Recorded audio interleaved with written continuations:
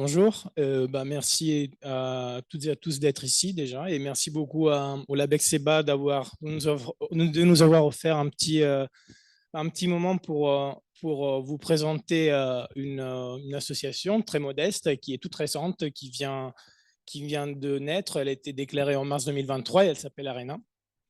Donc, pour me présenter, merci Stéphane, je m'appelle Othon Escamac, je suis chercheur postdoctoral à l'IRD, à l'UMR Prodigue en géosciences et en géographie. Et mes recherches portent globalement sur la prise en compte des ressources du sol et du sous-sol et de leurs services écosystémiques dans les stratégies d'aménagement du territoire.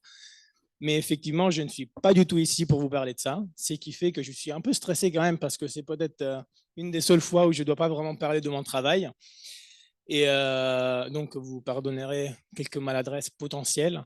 Mais je suis surtout là pour vous présenter en fait une idée, une petite idée et j'aimerais bien vous présenter avec un anecdote, enfin, en vous racontant juste une anecdote qui n'a rien de spécial et qui est assez, qui n'a rien d'impressionnant, mais c'est tout simplement, il y a quelques mois, j'étais à une soirée avec des amis, j'étais en train de prendre un verre, je rencontre une personne avec laquelle on commence à parler, comme dans des soirées normales qu'on passe tous les jours, et on se rend compte qu'on travaille presque sur exactement les mêmes choses au niveau de thématiques de recherche.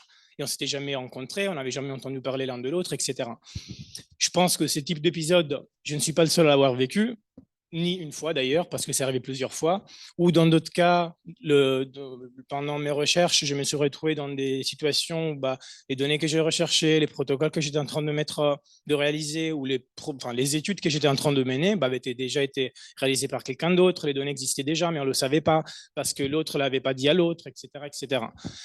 Donc, je me suis dit, mais c'est quand même dommage, et comment et pourquoi on peut encore avoir beaucoup de ces genres d'épisodes que je pense, encore une fois, je ne suis pas le seul à avoir vécu. Donc, disons que ces genres de contraintes mettent en avant, à mon avis, des problématiques qui sont encore plus fortes, à mon avis, en Guyane et qui portent notamment sur le fait que beaucoup de personnes, en tout cas, on peut rester ici plusieurs mois, plusieurs années et après on peut repartir avec notre savoir, ce qui fait qu'il y a des turnovers très rapides, effectivement, en Guyane. Ce qui implique aussi qu'en repartant avec ce savoir, les compétences restent relativement éphémères sur le territoire et avec une production aussi scientifique qui est peu centralisée, et je pense qu'il y a certaines personnes ici qui le savent mieux que moi. Je pensais justement à Gaël, et justement sur cet exemple-là, on a été en train de monter un projet qui visait notamment à bancariser les données sol. On avait fait ça avec, justement, c'était un petit projet qu'on avait porté avec Stéphane aussi il y a 3-4 ans, et on est en train de reprendre aussi avec Gaël. Et en fait, l'idée, c'est justement de reprendre les données liées au sol en Guyane, parce qu'effectivement, quand il y a très très longtemps, l'Institut français d'Amérique tropicale en Guyane, dans les années 40, la pédologie était un des volets les plus importants, les plus riches. Et effectivement, quand l'IFAT, qui avait été fondé par un géologue qui s'appelait Boris Schubert, a été transformé dans le centre Orstom de Guyane, la pédologie, par exemple, comme d'autres volets, a amené à une production scientifique extrêmement importante. Dans le projet donc Solterre dont je vais vous parler, on a recensé, je pense, plus de 1000 documents portant sur les sols, qui remontent à il y a très longtemps. Et pourtant, toute cette information, on n'arrive pas à la trouver vraiment tout le temps. Elle n'est pas très accessible, elle n'est pas centralisée ou harmonisée. Et encore aujourd'hui en Guyane, sur cette thématique-là, on n'a pas une carte des sols à l'échelle régionale, à une très bonne résolution en tout cas. Donc, disons que ces genres de manques font aussi, ces genres de manque de perte de mémoire, d'une certaine façon, à mon avis, sont contre-productifs justement aux discussions qu'on est en train de mener tout à l'heure dans les présentations précédentes aussi, pour une connaissance scientifique, une production scientifique qui soit pour le développement du territoire. Et effectivement, cela se couronne aussi, à mon avis, par un manque de liens et de liens dans ces dynamiques de changement. Manques qui sont quand même en train d'être comblés par beaucoup d'initiatives et beaucoup d'institutions ou d'organismes. Je pense notamment à tous les acteurs d'animation scientifique comme la Canopée des Sciences, Graines, Aqua, etc., qui font un travail incroyable, ou même l'université, ou même les journées du CEBA qui permettent ce genre de liaison, effectivement. Donc, disons que ces contraintes sont quand même dans un territoire qui reste un territoire d'exception dans la production scientifique actuelle et historique. Donc, historique pour toutes les activités qui ont été menées pendant les dernières décennies et sur le dernier siècle, et actuelle parce que je pense que rien que ces journées-là le démontrent bien, enfin, vu le nombre de présentations et d'études qui ont été réalisées et qui ont été présentées. Un territoire pilote aussi pour l'opérationnalisation de ces connaissances, c'est-à-dire pour la production de connaissances qui soient utiles et utilisables et exploitables pour le développement du territoire, effectivement. Et encore une fois, comme ça a été aussi mis en évidence par les présentations, notamment la présentation de Nadine Amusant et d'Antoine Primrose tout à l'heure. Et donc, qui peut s'insérer dans des démarches de co-construction entre tous les acteurs du territoire. En effet, en Guyane, on a quand même l'avantage, plus que dans d'autres lieux, à mon avis, de travailler et boire ensemble. Dans le sens que finalement, on peut avoir des relations professionnelles et personnelles qui permettent beaucoup d'interactions. Moi, je sais qu'il y a beaucoup de projets de recherche que j'ai réussi à monter sur lesquels j'ai pu interagir parce que j'ai commencé les personnes avec lesquelles je l'ai travaillé, c'était des amis avant d'être des collègues en Guyane. Donc, pour cette raison, on a essayé de réfléchir à une idée, donc à une énième association, qui s'appelle ARENA. Donc, quand on parle de assembler la recherche, c'est pas une association qui se veut très ambitieuse en soi. On reste sur une association qui veut être conviviale pour constituer un réseau qui centralise tout acteur, disons, scientifique, académique, institutionnel, associatif, qui est lié au milieu de la recherche, donc en Guyane à l'international, et dont les thématiques de recherche portent sur la Guyane ou peuvent bénéficier à ce territoire. Donc, bon, ça c'est le logo dont on est assez fier. En vrai, ça a pris beaucoup de temps pour le faire. Et donc, c'est Mathieu Boudot, si je ne me trompe pas, qui l'a fait. On nous appelle déjà l'association des trois panais, parce que, effectivement, on dirait trois panais dans le logo, mais ça vend bien. Et l'idée, c'est justement d'avoir tout à fait donc un réseau qui puisse mettre en avant un dialogue scientifique interdisciplinaire, constructif et convivial, comme je vous disais tout à l'heure. Donc, que ce soit dans la psychologie, la santé, les géosciences, toute discipline est bien sûr menée à faire partie de ce réseau, qui soit centralisé et traçable. Comme je vous disais tout à l'heure, l'idée, c'est que quand moi, si je partirai ou quand je partirai Guyane d'ici 10 ans, j'en sais rien, ou quand vous, si ça sera le cas pour vous aussi, que les compétences ne restent pas uniquement accrochées à une personne qui peut se déplacer, effectivement, mais qui restent ancrées à un réseau qui est ancré sur le territoire. Et, donc, un réseau qui soit d'interaction entre les différents membres, effectivement, donc justement potentiellement discuter de nouveaux projets, de la valorisation de certaines productions scientifiques, etc., mais aussi avec les différents acteurs du territoire, donc les services de l'État, etc. Et enfin, aussi de participation aux démarches qui existent déjà énormément et qui sont menées avec grand succès, par exemple, entre autres par la Canopée des sciences, où récemment il y a eu un apéritivo organisé par l'Office de l'eau. Donc à ces démarches de divulgation et de communication scientifique qui prennent de plus en plus l'élan en Guyane. Donc, pour résumer, ARENA est une association qui vise notamment à une mise en réseau et d'interaction, comme je vous disais, qui soit interdisciplinaire, donc qui ressemble à toutes les disciplines d'études. Enfin voilà, il y en a certaines qui sont sous-représentées en ce moment en Guyane. Je pense aux géosciences, c'est pas parce que j'en fais partie, mais c'est quand même une réalité. Mais donc, en tout cas, c'est interdisciplinaire, convivial, et ça, je pense que c'est une caractéristique qui est vraiment très importante parce qu'on n'a pas l'ambition de devenir une association avec un caractère institutionnel ou institutionnalisé.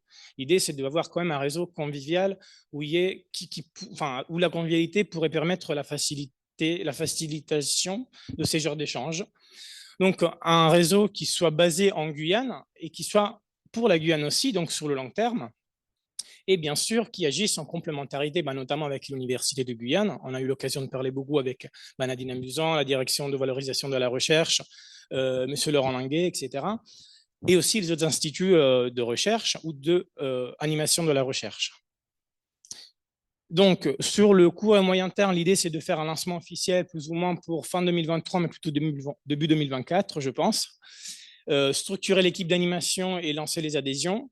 Et commencer à réfléchir à mettre en place des activités associatives comme des carbets thématiques ou des choses comme ça. Et enfin, créer un annuaire de toutes les personnes qui peuvent, des membres en tout cas, pour qu'on commence justement à mettre en place cette activité de traçabilité de la recherche passée et courante. Donc, pour finir, je vous ai présenté ça pour vous montrer notre idée. L'équipe d'animation actuelle, justement, on est 6 personnes, 5 plus 1, disons. Donc, il y a Célia Bianca, qui est ex-coordinatrice de Bioplateau et actuellement hydrogéologue au BRGM. Il y a Loïc Martin qui est géochimiste à l'IRD. Il y a Timothée Pouplin qui est chargé de partenariat pour l'IRD. Lucas Rivera, géologue au Bergem. Il y a moi. Et après, il y a un plus un qui est Lily Walter, qui est doctorante à l'Université de Guyane et qui a préféré pour l'instant se concentrer surtout sur sa dernière année de thèse, ce qui est quand même tout à fait compréhensible. Mais surtout, si je vous ai présenté ça, c'est aussi parce qu'on a besoin un peu de vous. Donc, si vous êtes intéressé, si vous voulez participer, si vous voulez vous investir ponctuellement ou sur le long terme ou juste un week-end sur 4 ou un week-end sur 10 ou peu importe, bah, n'hésitez pas à venir vers nous si cette idée vous plaît ou vous intéresse.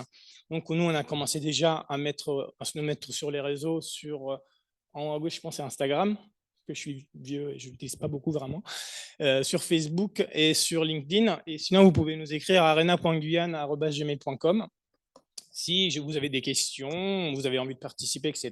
Donc, n'hésitez surtout pas.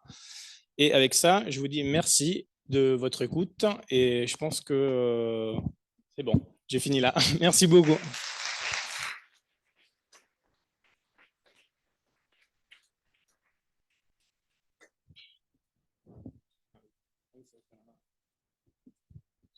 Alors, je sais qu'il est tard et que tout le monde a faim, mais il y a peut-être une question quand même. Ouais. Super chouette, merci beaucoup. Deux commentaires. Le premier, c'est qu'il y a une structure qui s'appelle le GIS IRISTA en Guyane, qui est censé justement mettre ensemble tout le monde. Et voilà, donc c'est peut-être une discussion à avoir aussi sur comment vous êtes en complémentarité et que ça soit pas trop en recouvrement non plus.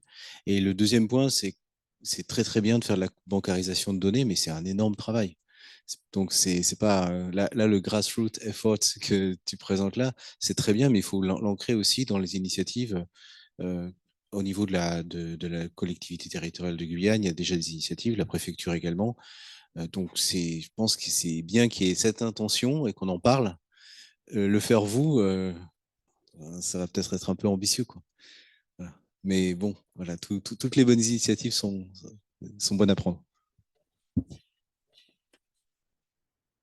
Ok, merci.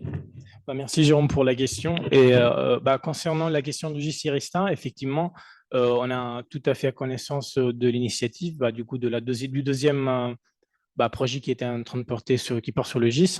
Et on a commencé justement le projet tout au début en parlant avec eux, notamment Timothée qui est ici présent aussi, est aussi impliqué dans les discussions pour le côté de l'IRD sur le renouvellement ou la récréation entre guillemets du GIS Irista. C'est pour cela que tout à l'heure, j'avais précisé effectivement que cette association ne se veut pas institutionnelle, notamment comme le GIS qui a d'autres moyens et d'autres modes d'action. Nous, on travaille à une autre échelle d'action. C'est pour ça aussi que je mettais un peu l'accent sur cette dimension conviviale. Et donc voilà, c'est vraiment un réseau d'acteurs, mais très convivial. C'est pour ça que je me suis dit, c'est quelque chose qui n'a pas l'ambition à être institutionnalisé. Après, effectivement, ça peut, pourquoi pas, ça peut se rediscuter, ça peut se restructurer d'une façon différente complètement. Et d'ailleurs, on parle du GIS, mais comme aussi l'association de doctorants de l'UG, comme les Lions de la recherche aussi. Ça aussi, c'est vraiment on s'en sert de façon un peu complémentaire à ce genre d'activité. Et les Lions, on n'a pas discuté avec eux, sont absolument les bienvenus là-dedans.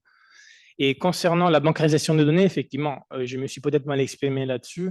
On ne va pas nous bancariser des données. Voilà, là, c'était quand j'ai parlé de ça par rapport au projet Solterre, etc. Peut-être que j'ai parlé un peu trop de sol, mais voilà, les pédologues parlent beaucoup de sol. Voilà. Et du coup, en fait, c'est surtout pour mettre en exergue et en avant certaines problématiques et contraintes qu'on peut avoir au niveau de l'activité de chercheur que nous menons. Et pas une activité qu'on va combler nous avec une association, parce qu'effectivement, si on a du mal déjà à le faire dans la recherche, c'est pas nous qui allons faire ça, ça c'est sûr.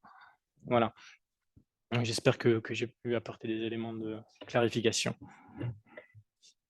Une autre question peut-être?